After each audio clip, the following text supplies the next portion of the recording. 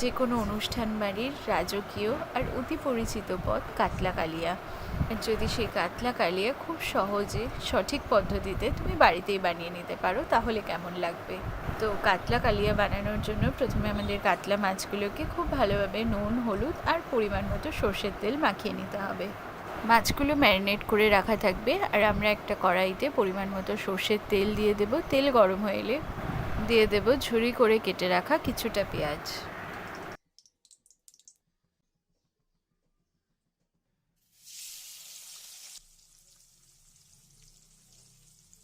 পেঁয়াজটা দেওয়ার পর আমাদের কন্টিনিউ স্টেয়ার করতে থাকতে হবে, নাহলে কিন্তু নিচের পেঁয়াজগুলো পুড়ে যেতে পারে। পেঁয়াজের কালার চেঞ্জ হয়ে ঠিক এরকম হয়ে এলে আমরা এটাকে তুলে একটা পাত্রে আলাদা করে নেব। পেঁয়াজ ভেজে নেওয়ার পর এবার আমরা ম্যারিনেট করে রাখা মাছগুলো ভেজে নেব।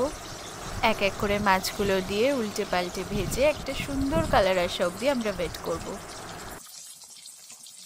দেন মাছগুলো তুলে একটা পাত্রে আলাদা করে। আর এদিকে গোটা মশলা হিসেবে আমরা নিয়ে নেব দুটো তেজপাতা, এলাচ, দালচিনি, লবঙ্গ, দুটো শুকনো লঙ্কা আর সামান্য জয়িত্রী। কাতলা কালিয়ার গ্রেভির জন্য 3টে মাঝারি সাইজের টমেটো আমরা মিক্সার গ্রাইন্ডারে পেস্ট করে নেব। এবার কড়াইয়ের তেলের মধ্যে আমরা অ্যাড করে দেবো গোটা মশলাগুলো। এবার গোটা মশলাগুলো দিয়ে 2-4 বার নেড়ে চেড়ে নিয়ে গোটা মশলার একটা সুন্দর অ্যারোমা আসলে দেন আমরা অ্যাড করব 2 থেকে 3 চামচ পেঁয়াজ বাটা। পেঁয়াজ বাটাটা দিয়ে পুরোটা খুব ভালোভাবে মিশিয়ে নেব, নিয়ে পেঁয়াজটা ভাজা হতে থাকবে। তখনই আমরা একটা পাত্রে নিয়ে নেব 1 টিস্পুন কাশ্মীরি লঙ্কার গুঁড়ো, 1 টিস্পুন হলুদ গুঁড়ো আর 1 টিস্পুন জিরে গুঁড়ো। সামান্য একটু জল দিয়ে আমরা মশলাগুলোকে গুলে নেব।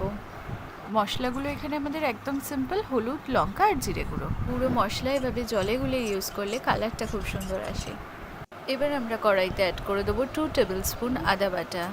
আদাটা দিয়ে কিছুক্ষণ কষতে থাকতে হবে যতক্ষণ না আদার কাঁচা গন্ধটা চলে যাচ্ছে। 2 to 3 মিনিট স্টেয়ার করে নেওয়ার পর আমরা অ্যাড করে দেবো আমরা যে গুঁড়ো মশলা গুলে রেখেছিলাম সেটা। পুরোটা আবারও খুব ভালোভাবে মিশিয়ে নেব। পুরোটা একবারে দিয়েও স্টেয়ার করতে পারো, আবার একটু একটু করে দিয়েও কষতে থাকতে পারো। দেন কিছুক্ষণ কষে নিয়ে মশলাটা থেকে তেল ছেড়ে আসার পর আমরা অ্যাড করে দেবো আমরা যে টমেটোর যে পেস্টটা রেখেছিলাম সেটা।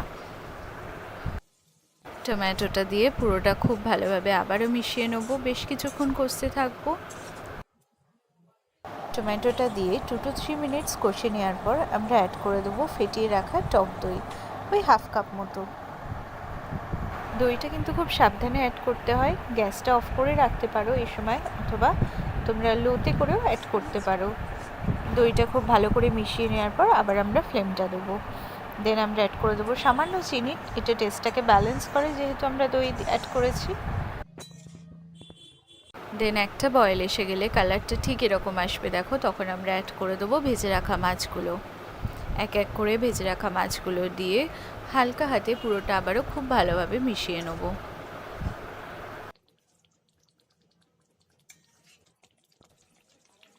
এই সময় এসে আমরা অ্যাড করব স্বাদ মতো নুন।